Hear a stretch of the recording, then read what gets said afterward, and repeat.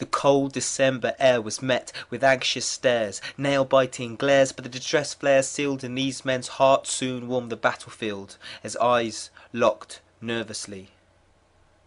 Like two curious adolescents at a party across the dance floor of no man's land, where thousands of soldiers had slow danced with death that same violent day, which had now turned into a silent night.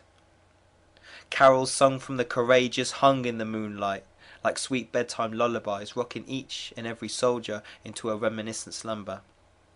The enemy started to filter through their trenches and through the barbed wire fencing. Onlooking soldiers could not believe what they were seeing as they met in the middle of a land fit for no man, not as soldiers, but as human beings. A young German soldier opens a locket. "This is my wife," he says with delight. "She is very beautiful," the Allied replied. He reaches into his pocket to reveal a small leather-bound notebook. "Look, this is a drawing of my wife and child. My picture was lost somewhere between the fog and the bombs, and for the life of me I've no idea where it's gone." The German soldier takes the drawing in his hand, sucks in a sigh, says to the man, "Is your name James Tide?" With a look of astonishment and surprise, the young German soldier reaches inside his pocket to reveal a wallet, and as he opens it, wondering eyes meet a black and white photo letting James Tide know that mother and child are safe, sound and fine. "I found this in one of your trenches during an attack, and I couldn't help wondering if I lost something like this I would give my arms and my legs to have it back."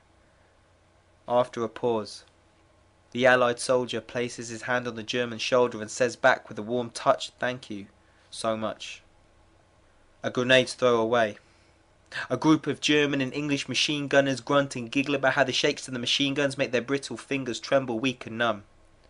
All this is shared over 5 tin cups of liver-warming rum. A grenade's throw away.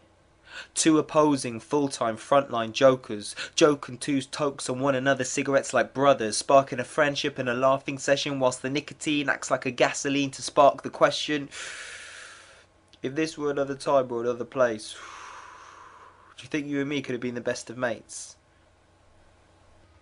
A grenade's throw away. Facing 11 German faces, an Allied soldier stands holding a slightly flat football in his hand. He shifts towards the centre of no man's land, patiently waiting for his back 10 to arrange themselves into formation. Dropping the ball at his feet, he begins to perform a neat series of small touches, advancing towards the German team. Small groups of talking soldiers from opposing sides stop mid-conversation and watch a football match come alive. A grenade's throw away. A German boy disarms himself from his towering gun.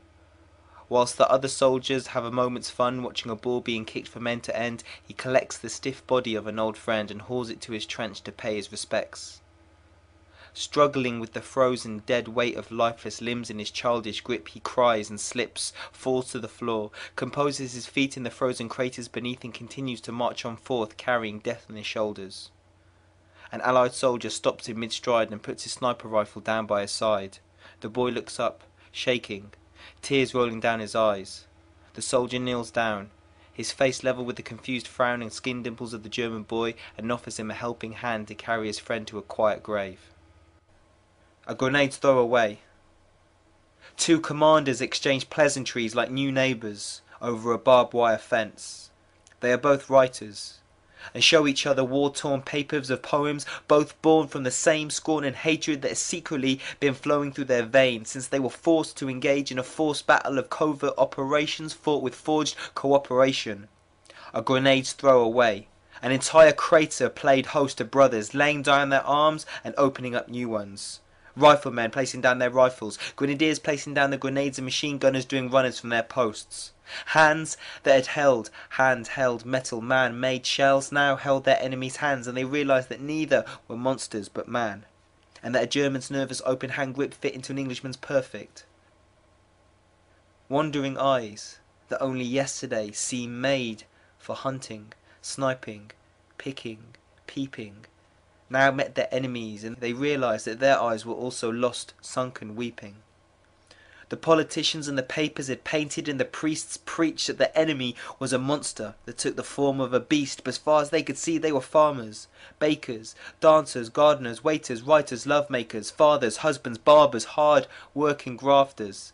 As far as they could see, they bore battle scars, broken hearts, uniforms bloodstained, skin colour mudstained, 2 feet, 2 eyes, 1 shattered glass mind and 1 manipulated brain.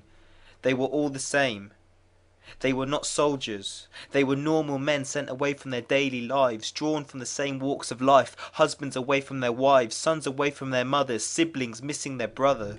They realized that these emotional and physical incisions had been caused by their countries, papers, priests and politicians. As a crisp Christmas day loomed over the landscape, weak men said goodbye with a firm and strong handshake.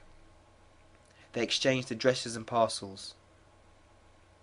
If this were to happen 2 more world wars down the line, the only thing we would be exchanging are confused faces from your darkened corner of the room to mine, as the nukes are sent. Defending the countries in blue, white and red overshadow the fundamentals of what being a human being actually meant. On December 24th, 1914, the Great War brought a great insight into the possibilities of what being a human being actually means.